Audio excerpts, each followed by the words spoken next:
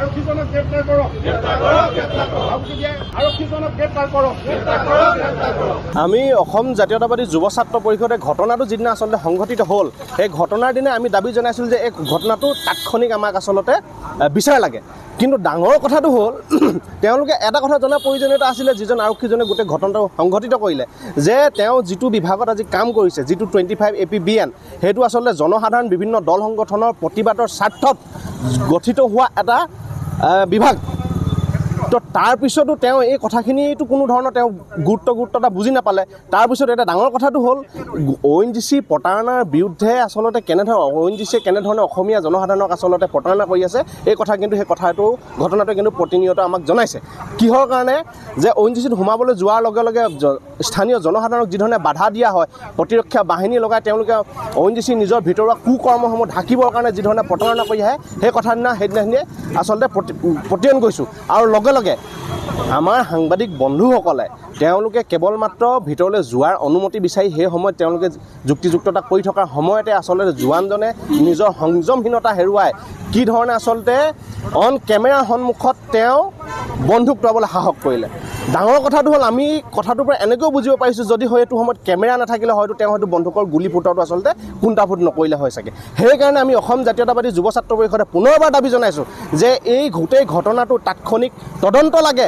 আৰু এটা কথা আমি ক'ব বিচাৰিছোঁ যে জোৱানজনৰ বিৰুদ্ধে প্ৰতিবাদ সাব্যস্ত কৰাৰ ঠিক মুহূৰ্ততে তেওঁক ৰক্ষণাবেক্ষণ দিবৰ কাৰণে কেইজনমান উচ্চপদস্থ বিষয়াই কিন্তু আমাৰ সাংবাদিক বন্ধুসকলকো সেই সময়ত কিন্তু আমি নিজৰ চকুৰে দেখা পাইছিলোঁ যে আমাৰ সাংবাদিক বন্ধুসকলক তেওঁলোকে ব্যভিচাৰ চলাইছিল, বিভিন্ন যুক্তিযুক্তৰে তেওঁলোকক মানে অত্যাচাৰ কৰিছিল। এতিয়া কথাটো হ'ল ইমানখিনি পৰ্যায় হৈ যোৱাৰ পিছতো এজন আৰক্ষী জোৱানে জনসাধাৰণৰ সুৰক্ষাৰ কাৰণে নিয়োজিত এজন আৰক্ষী জোৱানে নিজৰ সংযম যিহেতু নাই, সংযম নথকা আৰক্ষী জোৱানজনক সুৰক্ষা দিবৰ কাৰণে কিন্তু তেওঁ ঊৰ্ধ্বতম কৰ্তৃপক্ষই চেষ্টা কৰিছে। চেষ্টা কৰাৰ পিছতো ঠিক আছে, সেই সময় আমি কিবা পৰিস্থিতিৰ কাৰণে আমি বুজি লৈছিলোঁ যে আমি গ্ৰহণ কৰি লৈছিলোঁ। কিন্তু তাৰ পিছতো কিন্তু গোটেই বিষয়টো আজি ধৰণলৈকে আমি কোনো ধৰণৰ মানে তদন্ত আমি দেখিবলৈ নাপালোঁ। বৰঞ্চ আমাৰ যিকেইজন সাংবাদিক বন্ধুৰ বিৰুদ্ধে আচলতে এনেকুৱা ধৰণৰ এটা পৰিস্থিতি হৈছিলে, সেই সাংবাদিক বন্ধুকেইজনৰ বিৰুদ্ধে সেই জোৱানজনে এজাহাৰ দাখিল কৰি আমাৰ সাংবাদিক বন্ধুসকলক আকৌ মানে শোষণ কৰা তেওঁলোকে চেষ্টা কৰা আমি দেখিবলৈ পাইছোঁ। গতিকে আমি এই বিষয়টো অসম জাতীয়তাবাদী যুৱ ছাত্ৰ পৰিষদে তাৎক্ষণিকভাৱে সিদ্ধান্ত গ্ৰহণ কৰিবলৈ আৰু বিষয়টো বিচাৰ দিবৰ কাৰণে আমি দাবী জনাইছোঁ। আজি নাজিৰা সাংবাদিকসকল প্ৰতিবাদত বহিবলগীয়া হৈছে, কাৰণ প্ৰেছ ডে দিৱসৰ দিনাখনেই আমাৰ নাজিৰা সাংবাদিকসকল যথেষ্ট অপমানৰ সন্মুখীন হ'ল। এগৰাকী 25 বেটেলিয়নৰ জোৱানে বন্দুক টোৱাই গুলিয়াবলৈ উদ্যত হৈছিলে আমাৰ সাংবাদিকসকলক। লগতে নাজিৰাৰ থানাৰ এগৰাকী উপ পৰিদৰ্শক অনামিকা বুঢ়াগোহাঁই নামৰ এগৰাকীয়েও আমাৰ জ্যেষ্ঠ সাংবাদিকজনক কিয় আহিছে, কেলৈ আহিছে, আমি প্ৰতিবাদ কৰিবৰ সময়ত তেওঁ যিভাৱে আঙুলিটো এটা উচ্চবাচ্য কৰিছিল, এই দুইটা ঘটনাই আমি উচিত তদন্তৰ বাবে বা এজাহাৰ দাখিল কৰিছিলোঁ আৰক্ষী থানাত। কিন্তু সেই এজাহাৰ ভিত্তিত এতিয়া 36 ঘণ্টা পাৰ হৈ গ'ল, কিন্তু কোনো ব্যৱস্থা তেওঁলোকে গ্ৰহণ কৰা নাই। ইপিনে অসমৰ মুখ্যমন্ত্ৰীয়ে কয় যে আৰক্ষী সংযত হওক, কথা কওঁতে বা ব্যৱহাৰ পাতি সংযত হ'বলৈ কৈছে, কিন্তু নাজিৰাত তাৰ ওলোটা প্ৰতিচ্ছবি দেখিবলৈ পাইছোঁ। আৰু এই ওলোটা প্ৰতিচ্ছবি আমি প্ৰতিবাদ কৰি তেওঁলোকৰ যি দুজন দোষী ব্যক্তি আৰক্ষী বিষয়া তেওঁলোকক আমি মানে নিলম্বিত বা তেনেকৈ উচিত ব্যৱস্থা গ্ৰহণ কৰিবলৈ আমি দাবী জনাইছিলোঁ। কিন্তু তৎসত্ত্বেও 36 ঘণ্টাৰ পিছতো আমাক কোনো ব্যৱস্থা তেওঁলোকে গ্ৰহণ কৰা নাই। আৰু সাংবাদিকসকল গণতন্ত্ৰৰ চতুৰ্থ স্তম্ভৰ সাংবাদিকসকলক অপমান কৰা নিচিনা হৈছে। আৰু আমি এই কাৰ্যৰ প্ৰতিবাদ জনাই আজি সমূহ নাজিৰাৰ সাংবাদিকসকল আৰু বিভিন্ন দল সংগঠনৰ সৌজন্যত বা সহযোগত আমি এই প্ৰতিবাদ জনাইছোঁ যে তেওঁ উচিত তদন্ত হৈ দোষীক শাস্তি দিব লাগে। দল সংগঠনত আমি আজি স্থানীয় সাংবাদিকসকলে আজি প্ৰতিবাদ কৰাৰ কাৰণটো হ'ল আপোনালোকে জানে যে আজি আপোনাৰ 16 তাৰিখৰ দিনাখন ৰাষ্ট্ৰীয় প্ৰেছ দিৱসৰ দিনাখন আচলতে নাজিৰা ONGC কলনীত আচলতে কেইজনমান সাংবাদিক গতিকে তাত গৈছিল আৰু তাত ONGC কলনীৰ ভিতৰত সোমাব বিচাৰিছিল আৰু সোমোৱাত বাধা দিছিল। আৰু বাধা দিয়াৰ কাৰণে আচলতে কি হ'ল, তেওঁলোকৰ এজন পুলিচ 25 বেটেলিয়নে আচলতে কি কৰিলে, তেওঁলোকে আচলতে সাংবাদিকসকলৰ অশ্লীল মন্তব্য কৰিলে। তাৰ পক্ষতে তেওঁলোকে অলৰেডি গুলি কৰি দিয়া এটা ভাবুকি দিছিল। এতিয়া আমি ক'ব বিচাৰিছোঁ, আমি যাক গণতন্ত্ৰৰ চতুৰ্থ স্তম্ভ বুলি কওঁ সাংবাদিকসকলৰ, আচলতে তেওঁলোকে এনেকৈ অসভ্য ব্যৱহাৰ কৰিবলৈ ক'ত সাহস পালে। সকলো পুলিচ বিষয়া নহয়, কিছুমান পুলিচ বিষয়া এনেকুৱা মানে সৰ্বসাধাৰণ ৰাইজৰ পৰা এনেকুৱা উপদ্ৰৱ কৰি দেখায় তেওঁলোকে যে নিজকে ছিংগাম বুলি ভাবে। তেওঁলোকক মই কৈছোঁ সকলো নহয়, তেওঁলোক যিকেইজনে নিজকে ছিংগাম বুলি ভাবে তেওঁলোকৰ সঁচাকৈ যদি সাহস আছে তেওঁলোকে যাওক বৰ্ডাৰত গৈ কৰি দিব দম দেখায়। সাধাৰণ ৰাইজৰ আগত দম দেখাই একো লাভ নাই।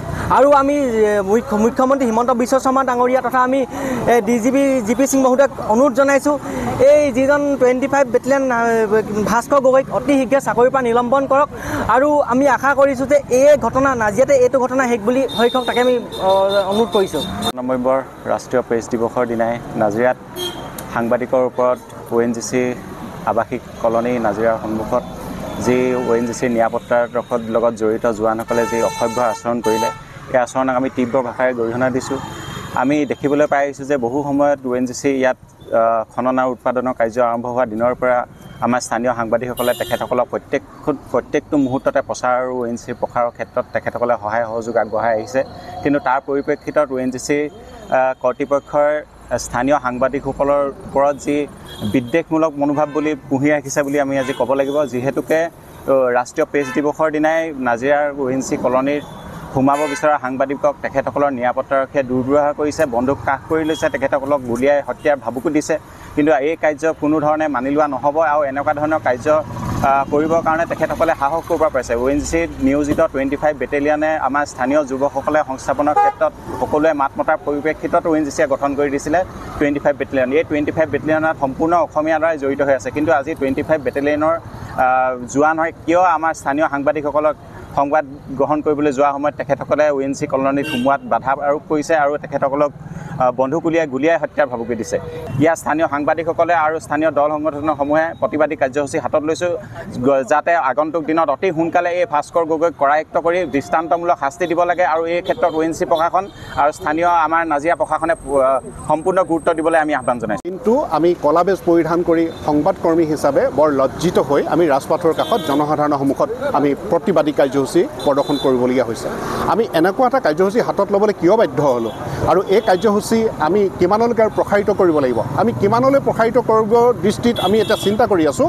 কিন্তু এইখিনি মুহূৰ্তলৈকে কিন্তু আমি অপেক্ষা কৰি আছিলোঁ যে যোৱা 36টা ঘণ্টা অতিক্ৰম কৰা পৰ্যন্ত নাজিৰাৰ যিসকল সংবাদকৰ্মীয়ে আৰক্ষীৰ গুলীৰ সুমুকি তেওঁলোকে শুনিছিল, যেতিয়া তেওঁলোকক ONGCৰ নিয়োজিত সুৰক্ষাৰ জোৱানে তেওঁলোকক গুলীয়াই মাৰিম বুলি বন্দুকৰ কাকত হাত দিছিল, ঠিক তেনেকুৱা পৰিস্থিতিত সেই আৰক্ষীক সেই ঠাইতে চিনাক্ত কৰি আৰক্ষীৰ ওচৰত চমজাই দিয়াৰ লগতে তেওঁৰ ওপৰত ব্যৱস্থা ল'ব পৰাকৈ এজাহাৰ দাখিল কৰা হৈছিল। আৰু সেই মুহূৰ্তত এজাহাৰ দাখিল কৰাৰ 24 ঘণ্টা আৰু 24 ঘণ্টাৰ পৰৱৰ্তী 36 ঘণ্টাও অতিক্ৰম কৰি যোৱাৰ মুহূৰ্তত কিন্তু অসম আৰক্ষীৰ বিশেষকৈ নাজিৰা আৰক্ষীৰ কোনো ইতিবাচক পদক্ষেপ, কোনো ইতিবাচক ব্যৱস্থা গ্ৰহণ আমি দেখা নাপালোঁ। কিন্তু আটাইতকৈ পৰিতাপৰ কথা, আমি জনসাধাৰণক আহ্বান জনাম যে চূড়ান্ত প্ৰতাৰকৰ প্ৰশাসনত পৰিণত হৈছে অসম আৰক্ষী আৰু অসম আৰক্ষীৰ এই চূড়ান্ত প্ৰতাৰণাৰ প্ৰতিবাদত আজি নাজিৰাৰ ৰাজপথত সাংবাদিক। আৰু এটা লজ্জাজনক কথা, যিহেতু অসম আৰক্ষীয়ে তেওঁলোকে বাৰম্বাৰ তেওঁলোকৰ নিজৰ যি কুকৰ্ম, তেওঁলোকৰ এই চৰিত্ৰসমূহ প্ৰকাশ পোৱাৰ পাছত তেওঁলোক এতিয়া এনেধৰণে লজ্জিত হৈ পৰিছে। আৰু তেওঁলোকৰ কি কাৰণে তেওঁলোকৰ নিজৰ দুখ ঢাকি তেওঁলোকে নিজক লুকুৱাবলৈ চেষ্টা কৰে। আৰু এইসকল অসম আৰক্ষীয়ে বাৰম্বাৰ তেওঁলোকৰ কুকৰ্ম ঢাকি আমাৰ যি সাংবাদিকৰ নিৰাপত্তা এতিয়া হীনতাত ভোগাৰ যি উপক্ৰম হৈছে তাতো তেওঁলোকে একেই প্ৰদৰ্শন কৰা পৰিলক্ষিত হৈছে। আৰু এতিয়া সিদিনা যিদিনাখনৰ এই ঘটনাটো সংঘটিত হৈছিল 16 নৱেম্বৰৰ দিনাখন তেওঁলোকে গেটৰ সন্মুখত যেতিয়া বাধা প্ৰদান কৰিছিল, তাৰ পাছতে আমাৰ সাংবাদিকসকলে তাত প্ৰতিবাদৰ দৰে কাৰ্যসূচীও গ্ৰহণ কৰি তেওঁলোকক এখন আজাহাৰ দাখিল কৰিছিল। কিন্তু সেই আজাহাৰৰ আজিলৈকে কোনো সুফল নোপোৱাৰ ফলতেই আজি তাৰ পৰিপ্ৰেক্ষিতত আমাৰ সাংবাদিকসকল আৰু লগতে বিভিন্ন দল সংগঠনৰ লোকো আমাৰ লগত আহি তেওঁলোকে আজি আমাক ইয়াত প্ৰতিবাদস্থলীত অংশগ্ৰহণ কৰা পৰিলক্ষিত হৈছে।